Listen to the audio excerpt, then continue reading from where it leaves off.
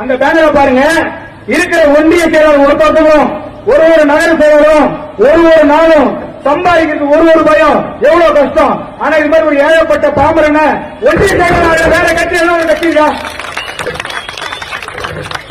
எல்லாம் இருக்குதா சொல்லுங்க.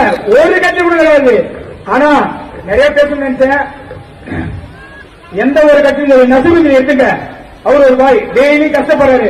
அவர் பின்னாடி இன்னைக்கு வரைக்கும் சரி இந்த செஞ்சு நகரில் ஒரு நகர செயலா வேற ஒரு நகர வேற கட்சி அறிவிப்பீங்களா? ஒரு ஏழை அறிவிப்பீங்களா? ஒரு ஒன்று தேவை அறிவிப்பீங்களா? என்ன அறிவிக்கிறார் எங்க தலைவர் கழக தலைவர்? அது போல மக்களே நல்லா யோசிங்க. பணக்கார பண்ணையார் கட்சி விட்டுருங்க. பணக்கார பண்ணையார் கட்சி விட்டுருங்க. 75 ஆண்டு காலம் உங்களை ஏமாத்தி குரண்டி என்ன பண்ணி வச்சான். இவன் இல்லைன்னா அவன் இல்லைன்னா இவன் என்ன பண்ண ஒண்ணும் கிடையாது. அவன் என்ன நினைச்சுக்கிறான், தளபதி வந்துட்டான்னு அவனுக்கு பையன் வந்து போச்சு. ஆனா அவன் என்ன மனசுல நினைச்சுக்கிறான், ஓட்டுக்கு போட்டுக்கிறான்.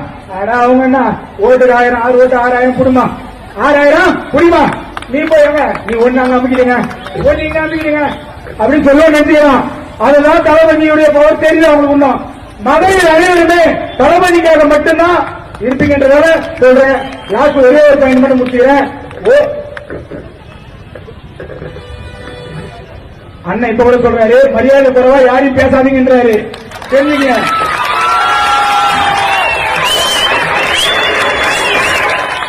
என்னை கூப்பிட்டு மரியாதை பேசணும்னு சொல்றாரு. அதான் எங்க கட்சி தமிழக வெற்றி கழகம். லாஸ்ட் ஒரே பாயிண்ட். ஓரணியில் தமிழ்நாடு. என்ன அவர்களே ஓரணியில் தமிழ்நாடு என்ன உங்க தமிழ்நாடு? ஓரணியில் ஒரு குடும்பம் வச்சுங்க. கரெக்டா இருக்குல்ல? ஓரணியில் ஒரு குடும்பம். ஐயா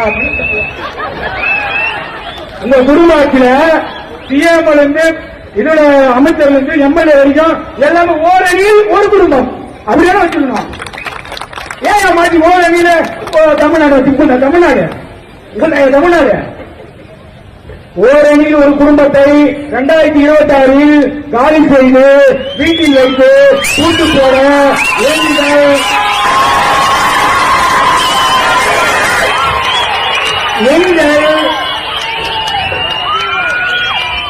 எங்கள் கழக தலைவர் மக்கள் தலைவர்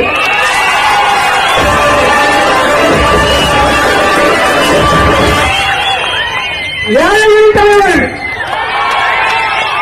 யார் 300 கோடி சம்பளம் வருவோம் எங்க தலைவர் இருக்கிறார்ல. ஒரு நாளும் நாங்க ஆபீஸ் மரியாதையா பேசி